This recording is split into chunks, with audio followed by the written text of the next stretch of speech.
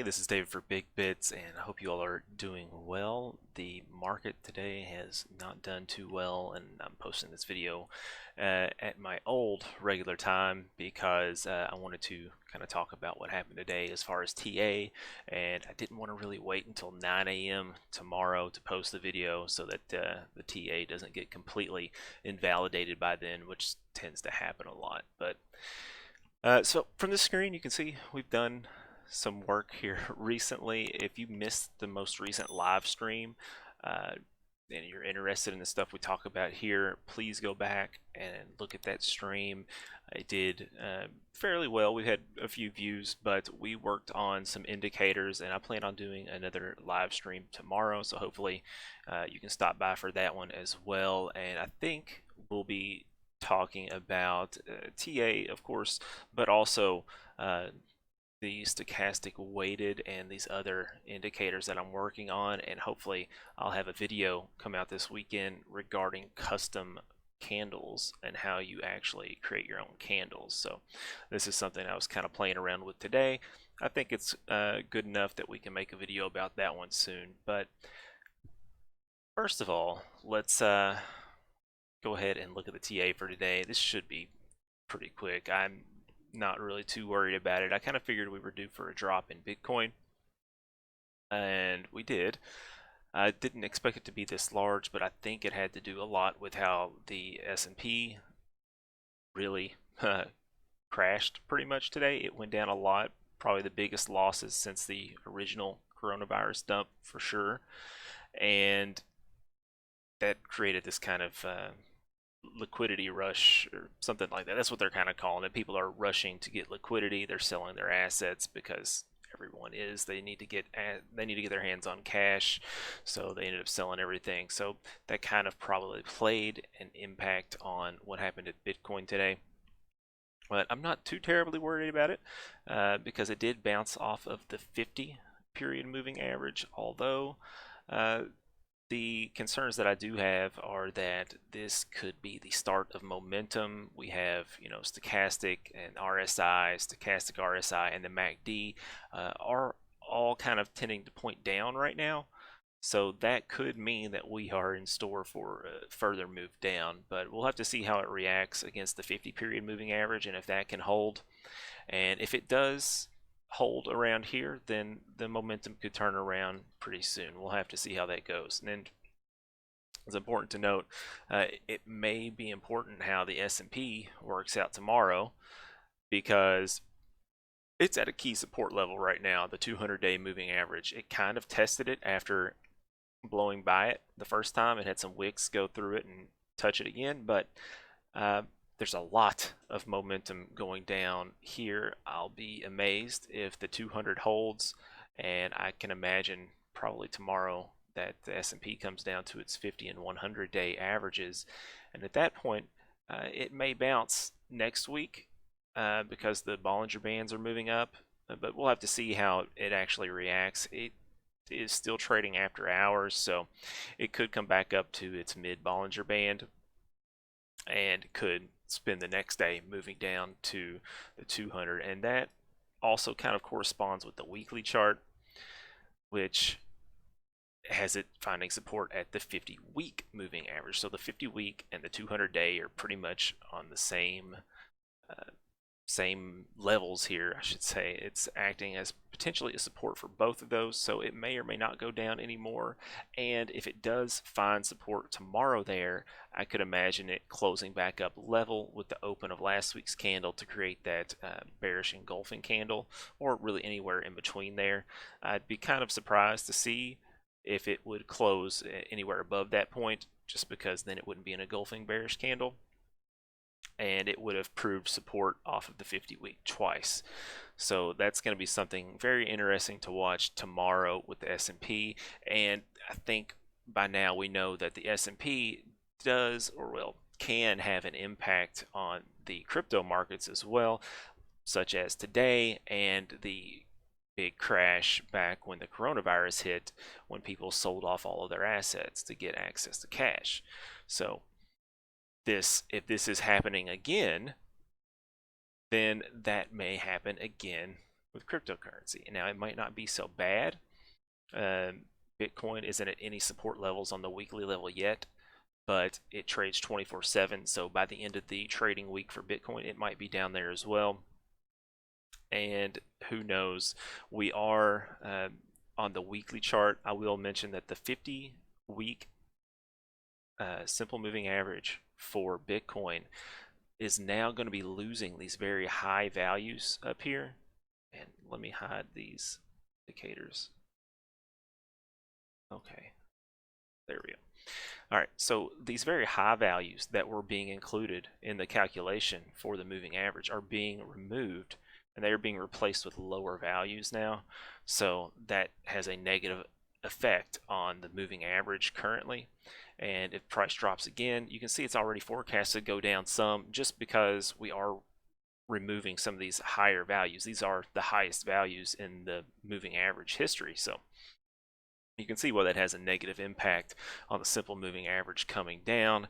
We'll have to see if it provides support. This is a weekly chart, so I have a hard time drawing predictions on a weekly chart, let alone a daily chart. So we'll just have to see what kind of happens here. And like I said, it might depend a little bit on the S&P. So not too bad. There is still momentum going up. You could see this stalling out and continuing upwards in both markets. So something to keep an eye on, and hopefully we'll find out a little bit more tomorrow. There was some bad news in the equities markets for some different companies today, and maybe that played into it, but a move that large in a single day probably has something more to do with fear and maybe some of the stuff that the Fed said yesterday. And if you're wondering, the Fed didn't really say a whole lot. So for the past 10 weeks or so, they've been saying they are going to be doing a lot. And pretty much for the first time since the coronavirus hit and crashed the market, they didn't really say they were going to be doing too much. And they said that they anticipate the 0% interest rates going through 2022, I believe. So at least a few more years of 0% interest rates, and they are not really considering negative rates at all. Even though Trump's kind of calling for negative rates, we'll have to see how that goes. But either way, I like Bitcoin. I like crypto.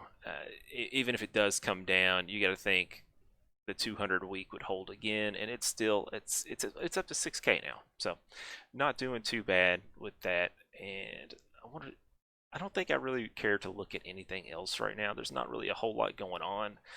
There was one that I was looking at. If you follow me on Twitter, you might have seen this one. I was looking at MCO and Bitcoin. This one's kind of interesting just because it was one of the few coins that didn't pump over the last few weeks like a lot of them did.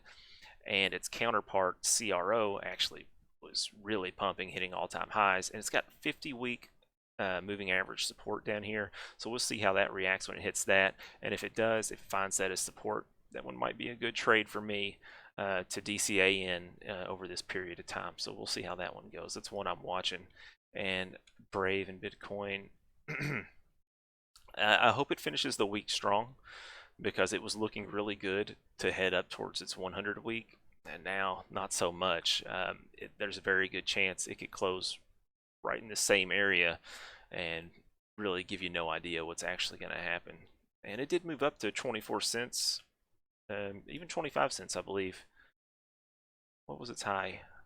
26 and a half cents. So that's not too bad. And maybe, just maybe, it can find support on its multiple different weekly moving averages here instead of coming back down through them like it did back here. So maybe there's another round that you have to go through, another wave, before you can really get to a big move in the price on some of these tokens and some of these coins. But that's to be seen. I'm going to go ahead and talk about some of these other indicators that I'm working on here.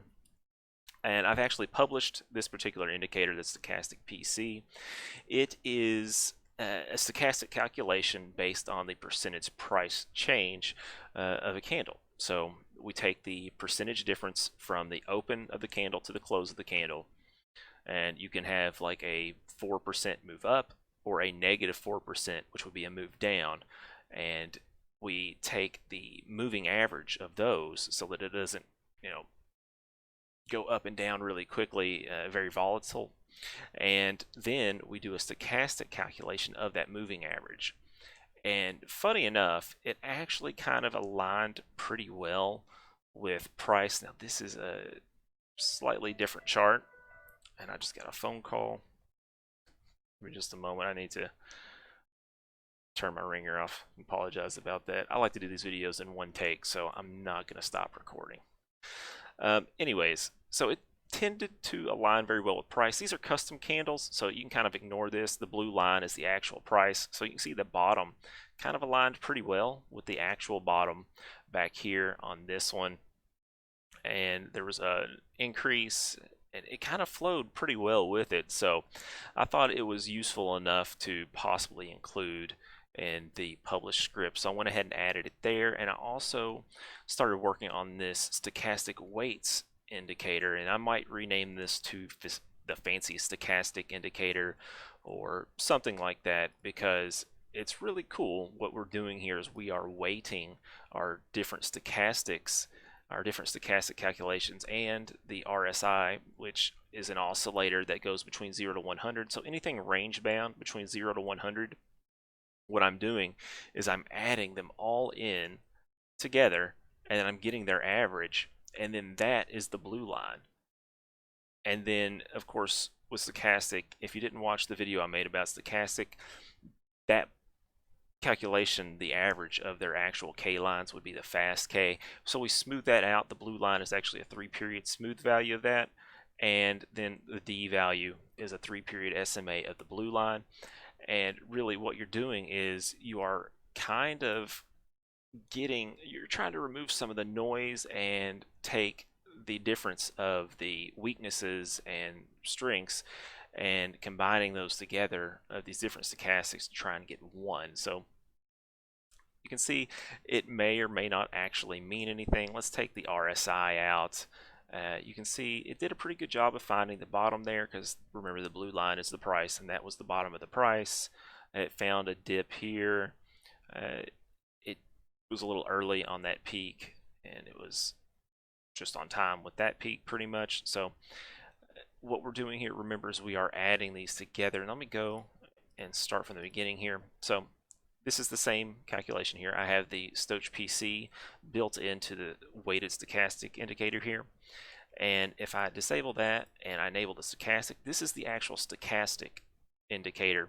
And what's going to happen, the blue line here and the blue line with the stochastic PC are going to be added together and averaged out. And you're actually going to see this line is created, the blue line is created based off of that average. And then the orange line is based off the blue line here. It has nothing to do with that other than it's based off those averages. So I'm looking for other indicators that I can add to this that are range bound from 0 to 100. So if you have any, please let me know. I'll add those to this. I've even added a stochastic volume, which is similar to the stochastic price change, but it is based on the volume.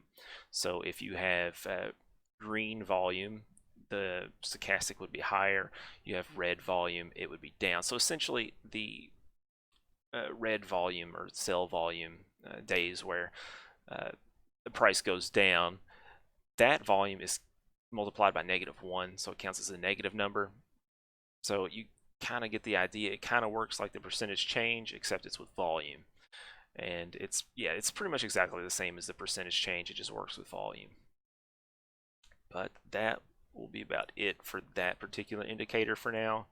I am going to be publishing this at some point, but like I said, if you have any ideas for other stochastic that can be added to this, I'd really appreciate that information. I'd like to know,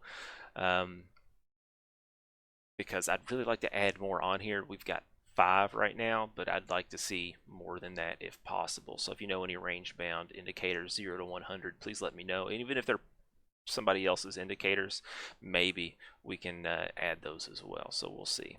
But that is it for that one. And you can also see we have these custom candles that we've created, and that's going to be its own video as part of the tutorial series. Finally going to be able to do a video for the tutorial series. And this is kind of like the Hake and Ashik candles, right? But what I'm doing here is I'm basically creating these candles based off of the whole moving average. So the open, the high, the low, and the close are all based off of a whole moving average of the open, high, low, and close. So we get their body, we get their highs and lows, and it creates its own candle, and then we color it appropriately. And I'll show you how we do all of this and how you can get rid of the default candles to be able to show this for your own. So that was pretty cool. And then I also had to put the blue line on here so you could actually see the real price, because one of the things I don't like about the Heikin and Ashi candles is you look at those and you're like, oh wow, I can get such a good entry right here as soon as it turned green. I mean, that's obvious. But look, your price is actually up at the top of that candle, so it wouldn't have been that good. And that's something that people struggle with the Heikin Ashi, is like they look at it for the first time and they think, wow, this is amazing, and then they actually look at where their entries would be compared to what they think it would be, and it's not quite as good, although it is still pretty good. The Heikin Ashi candles are really good in my opinion. But I think that'll do it for this video.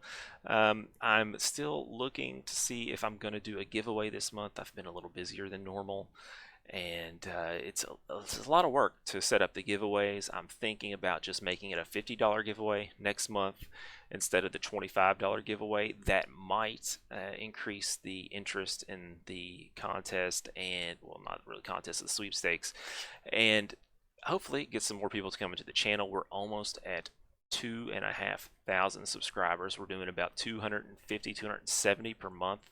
I can actually show you, I think I've got this pulled up over here.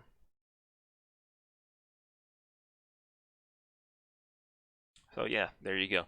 These are the analytics for the channel. We are getting really close to being monetized again. You can see we're 2,420.